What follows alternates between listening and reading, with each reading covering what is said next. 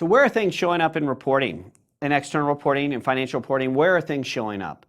Well, there's reports galore. Everyone's asking resiliency questions. From equity investors, you're starting to see it in questions that are coming out of the best environmental management systems. You get climate questionnaires, governance questionnaires. You've got debt providers using IFC standards that are using the equator principles. You've got workplace and labor issues coming out of SA 8000 or California transparency laws. You've got labeling, third-party verification. You've got integrated reporting. All of these are asking resiliency-related questions.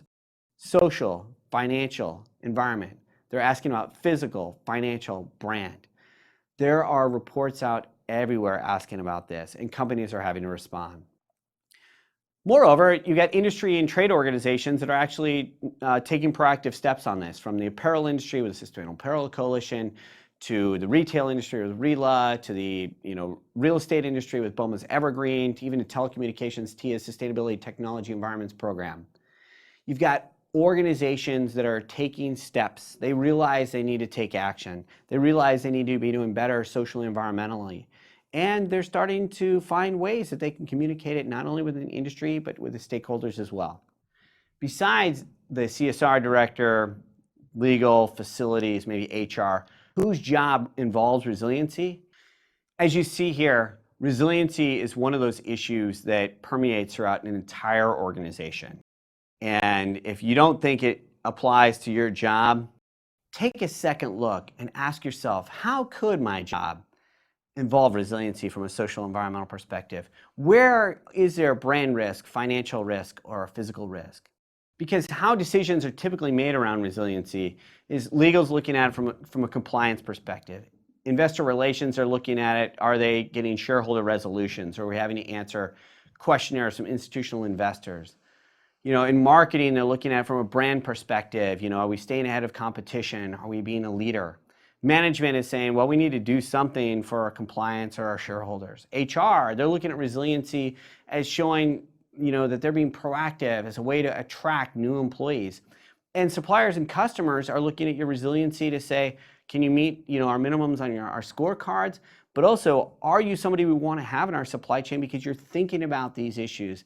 Are you mitigating these risks? Are you finding new ways to be innovative and find opportunities that can help us out?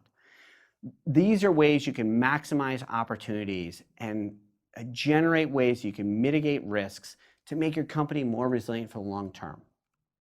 When you think about resiliency, the CDP has a couple great case studies out there. For example, Aviva Investors is an investment fund with over 230 billion pounds under management.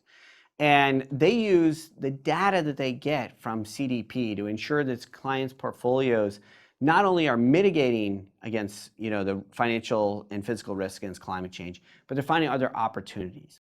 And they're using this as a resiliency strategy for their own management portfolio, because they're saying, we want to use the CDP data in our overall buy, sell, or hold decisions. And we may vote against a company if they don't respond to the CDP. So if you're an organization that's in that portfolio, you better be finding ways that you're showing your resiliency physically, financially, and a brand perspective, both socially and environmentally. If you're an outside group, you can use this type of screening mechanism as a way to actually understand what's really going on with an organization. To give you an idea, as we talk about external reporting and where these questions are showing up, the CDP disclosures, they have a number of questions around brand.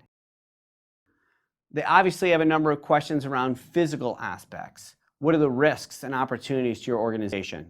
And they've got financial questions. How do these risks and opportunities play out?